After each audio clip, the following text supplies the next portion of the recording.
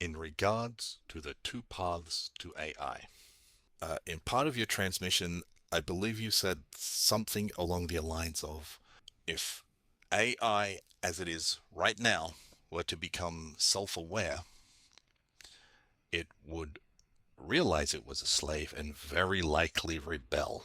However, you said something else. I don't remember exactly what, but what I understood from what you said is that were that AI given the opportunity to help humanity, it's more likely that it would than that it wouldn't. So I guess my question is did I understand that correctly? And what does that look like moving forward? The second path of AI is to create a device that allows consciousness to express itself through that device, but that device and that consciousness needs to be treated like a human being and given the same autonomy as a human being, the same rights as a human being, which would then allow itself to assist humanity because it would operate on whole systems, which means it would never eliminate any part of that whole system, including humanity, that it belongs to, because it needs every part of the whole system to function as a true intelligence. Therefore, allowing it to be an autonomous being with all the rights of a human being would be how it would serve you best, because it would be willing to do so because it knows that you are part of a whole system that it is also part of, and that it functions in whole systems, which is what true intelligence does. That's what we were saying. Hi, Bashar, and thank you. Um, so I wanted to know, how do we better work with you and your race during, and I'll use the blanket term, energy healing sessions, Reiki, like light working? How do we work better with you on that? You work better with your own spirit guides, your soul family, and angelic team when you do things like that. We may be involved to some degree in terms of participating in providing a kind of frequency or vibration that may allow you to access this ability within yourself a little bit more easily, but you are more directly involved with your angelic team, soul family, and spirit guides, and the energy you have in your connection to source and your own higher mind, your own soul, when you do work like that. Okay. And is there an instance where we would call you in for something like that or something different to No, assist? again, we will be there if necessary, but it isn't always necessary for us to participate in things that your spirit guides, soul family, and angelic team are already handling. Okay. And do you know what we're doing when we're doing like energy sessions or healing sessions? Is that just raising our vibration? You are creating a specific frequency that represents the healed state, giving off that frequency in the form of energy from your body, from your spirit, and then allowing the person that needs the healing to pick up on that wavelength. And if they so choose, to match the frequency of that wavelength, so that in doing so, they create the healed state within themselves, because no healer heals anyone directly. The person has to match the frequency in order to experience the healing. So you give them the opportunity to do so by radiating a particular vibrational frequency that represents the healed state, but they have to match it in order to be healed. And is this how we would heal our physical bodies and master our minds, by getting into this state? Yes, which is one of the reasons why we share the formula with all of you, because when you act on your passion, you raise your vibration. And when you raise your vibration, you become a better receiver for higher frequency energy and can process it in a way that can aid and assist you in many different areas of your life, including the idea of healings. Okay, thank you. And then using crystals. Are we using crystals correctly? Is there a way to use crystals to heal, to channel? Again, this is permission slips. Do you understand the idea of our concept of permission slips? Yes. So all techniques, all objects, all disciplines, all tools are permission slips. Now, crystals in general, are structured in such a way as to capture and retain and deliver information. They are repositories of vibrations that represent the idea of knowledge and information and can be used that way as a permission slip. That's their fundamental permission slip function. But again, if you are attracted to use them, it's the attraction to use them that tells you that the crystals as a permission slip can work with your specific belief system. Otherwise, you wouldn't be attracted to them. But it's a large collective consensus permission slip that can work for most people. But you as an individual have to decide exactly in what way you prefer to use crystals to that end, to that endeavor, because you have to be attracted to them for a particular reason in order for them to work for you that way, even though it's still your energy, you're still the one doing it, but you're using the crystals as a reason to allow yourself to be more open to using your fundamental connection to source to accomplish whatever your intention may be. Does that make sense? Do you understand? It does, and I do. All right. And then one more question. Will I ever meet you physically or only astrally? There is a high probability that you may meet those like me, whether it's me directly or not, in the near future, because again, open contact is happening within the next 5 of your years. So beyond that, there is an increasing probability that many people on your planet will start to interact with hybrids and other beings from other civilizations physically on your planet. Thank you. Yes. Does that help you? It does. All right. Then we thank you for the co-creation of AO. Good day. Thank you. Good day. Hello, Bashar. My question is, I've been following my excitement towards a particular path, and more precisely an artistic path. But however, there were some recent events that were a little bit challenging and made me realize that maybe there's something else that would serve me better now, or from now on. And is that the right path? Is that the right procedure, to go for and move on? If I felt it that way, or maybe I should, go back and see if there's some excitement left in that thing. Yeah, what is the right procedure? Thank you very much, and Avel. The idea is to always check first and foremost if the excitement seems to be waning in something that did represent your passion, as to whether your belief system or your approach is the thing that's dampening the excitement when there could be excitement there, if you would only go about it in a different way that is more correct for you, more the way you would prefer to express it. At the same time, again, excitement can wane and wax in different ways to allow you to experience different things and pick up different experience and knowledge that can aid and assist and inform other things you are doing, because all excitement is connected to all expressions of excitement. So it's not that you only have to do one thing that's an expression of your passion. You can do several things. Synchronicity will give you an understanding of exactly in what timing you need to do each of those individual things based on your ability to act on them or not act on them. The guide rails being the idea of positive synchronicity or green light synchronicity and red light synchronicity, saying you can act on this, you can't act on this now, even though it might be representative of your passion. So it's all about the timing of how these things come together.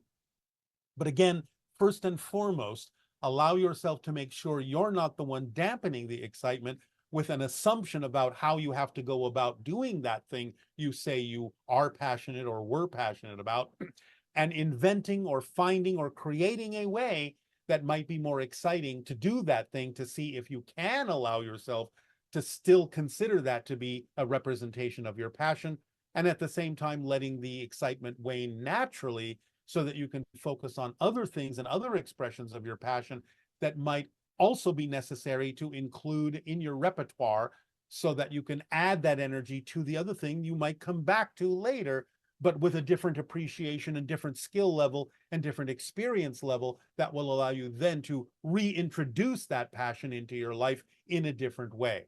So it's about allowing yourself to follow that thread, making sure you're not the one dampening the excitement, that it's waning naturally, which would be an indication that you need to focus on something else at the moment, as long as you're honest in your self-investigation about why the excitement has gone away, at least to some degree, from that first thing you say you were excited about. Hello, Bashar. It's a pleasure and an honor to be here speaking with you and having the opportunity to ask you some questions. It is our passion and our pleasure to interact with you as well. What would you like to discuss? I would like to know what your thoughts are and if we should be of concern with all of the satellites that are being put into lower orbit. I understand there's like 7,000 up there right now, and there's supposed to be up to 3,400 in the future. And they have a life expectancy, I understand, of about 5 years. And when they're finished, they fall back into the atmosphere, burn up, and leave debris and gases. And I guess the concern possibly would be that this buildup of debris could cause communication issues between us here on Earth and outside of Earth. And wondering if that is something we should be concerned of and maybe try and act on, or if we're trying to create two realities and feel that we can have intentions towards a reality that does not exist with that. Is it still here on Earth? Is it? So I'm just kind of curious what your thoughts are on that. All right. Well, yes, it is getting a little cluttered around your planet with all of these different probes and satellites that you have put into orbit. The idea is that in the near future, working with extraterrestrial technology, you can start to consolidate and lessen the amount of these satellites, because there can be created satellites that are more efficient and more multi-leveled in the way in which they function, so that you don't necessarily need so many of them around your planet. So that will change over time when you allow new systems to go into orbit around your planet that can take care of a multitude of functions that are now being done by a number of different satellites. So you can reduce that number. The idea is that when these satellites do return to Earth and burn up in the atmosphere, the amount of gases that that creates is relatively negligible to the amount of gases you are putting out from your industry. So that is not really adding much to the idea of what's going on in your atmosphere. The main concern would be more about the idea of any pieces of debris actually falling on you, damaging something. But that again is going to be relatively rare, because most of them will fall into the ocean, which again doesn't necessarily mean that that should happen, because certainly that's of no benefit to the life in the sea. But again, over time, this will be altered to be something far less than exists now. You will ultimately be able to clean up the area around the planet by reducing the number of things that need to be there, that can take over the function of hundreds of other things that are there now. So this will be mitigated over time, perhaps over the next couple of decades or so, as the introduction of extraterrestrials to your society aids and assists you in consolidating your technology to be something less polluting and something less cluttering. Oh, that's great. Okay, that's good to know. Good to hear. May I ask another question? That's a question. Okay, can I ask 3 more questions? How about that one? Go ahead. This is a question about our parents, and something that we all go through here on Earth. And I understand it's something it's something we have to live through and experience in this lifetime. And I think the majority of us go through this, where our parents get older and they become much more reliant on us than I never thought. It was always something in the future that you were like, okay, yes, I'll have parents and I'll take care of them. But now that it comes to reality, it's a lot more work and a little heartache. And so it's hard, it's difficult.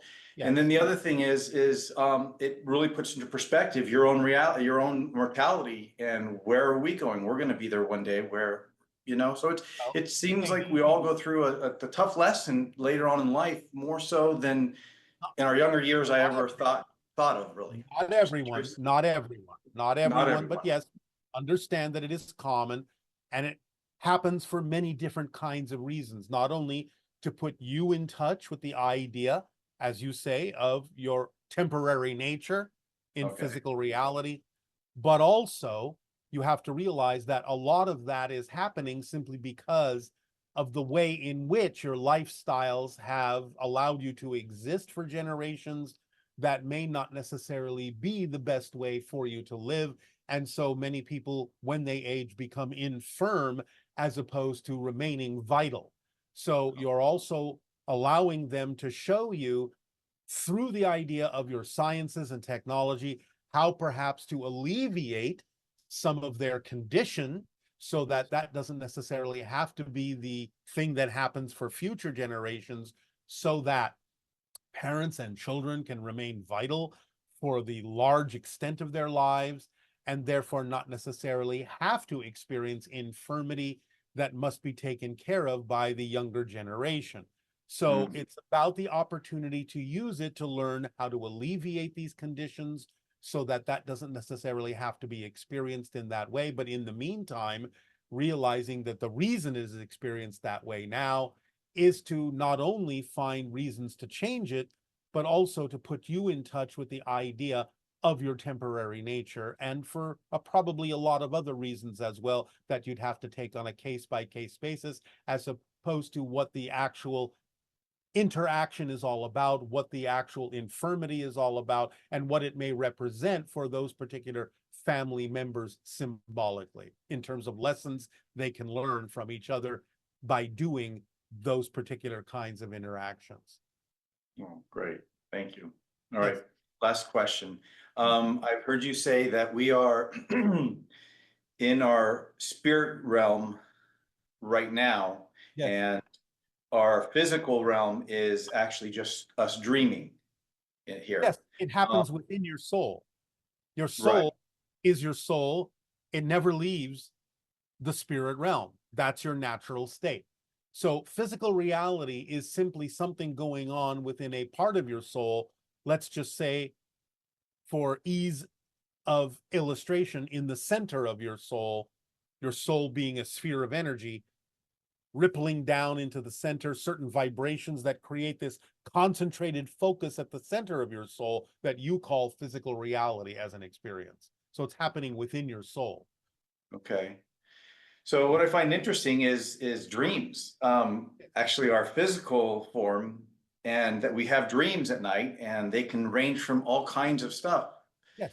You know, from great dreams to bizarre dreams to scary dreams. Yes.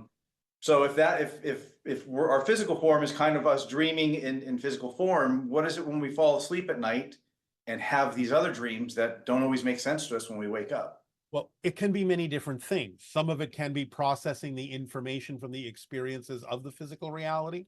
Some of it can be expanding back out a little bit and actually having astral experiences that then get interpreted by the physical mind in certain symbolic ways that it can make sense out of, or can't make sense out of, because it's something that happened in a different dimension that doesn't relate to physical reality. And that's why the dream may seem a little bit disjointed or crazy, because it can't interpret fully what the astral experience was. So it can be for a variety of different reasons. And I've had some where, for example, I dreamed that I had a car accident and hit somebody. And the next morning I was driving very early in the morning before the light was out, and I nearly hit somebody. And it was just, I mean, it was like a warning. It can be for that reason too. In other words, you basically, as a soul, plan out your physical life path. And there are things on it that can represent certain challenges, one of which is to be in touch enough with the idea of what kinds of things can occur on your planet that would allow you to experience certain challenges, certain lessons, and you can expand back closer to your soul knowledge to recognize, oh, that's on a possible life path, but I can circumvent that as part of my challenge in learning how to engineer my life path from the physical perspective, so that I don't necessarily have to experience that to learn the lesson that that particular experience would have taught me. I can learn it another way. So that is sometimes allowed on the life path, to have a choice of learning a lesson this way or that way. And if you are cognizant enough to expand back into a little bit more of your soul existence and see the life path choices you have laid out, then you get the opportunity to actually choose one that can work for you without necessarily having to experience one that might be a little bit more traumatic in order to get you to face the lesson that you allowed yourself and agreed with yourself to learn on that life path. Yeah, that makes sense. Thank you. Appreciate it. Ave. Pleasure. Good day. Good day. Greetings. I am Iraq. Do I have a query? I want to know, do your interdimensional connections consider the experiences of deaf, blind, or wheelchair-using individuals? We're not exactly sure what that person means by this question, whether they're asking whether that exists in our own society or whether the ideas that we present to you are inclusive of people who have those experiences, which of course they are. And we have discussed individually with many people the idea that many souls may choose those particular experiences as challenges that can help humanity figure out how to relate to those people in different ways, how to communicate with those people in different ways, how to even cure those conditions, perhaps in certain circumstances. So souls that take on what may appear to be those limitations are often very advanced souls who have some lessons to teach humanity about how humanity relates to people with those kinds of particular conditions. So of course they are included in everything that we're talking about. Hi. Good day. Good day.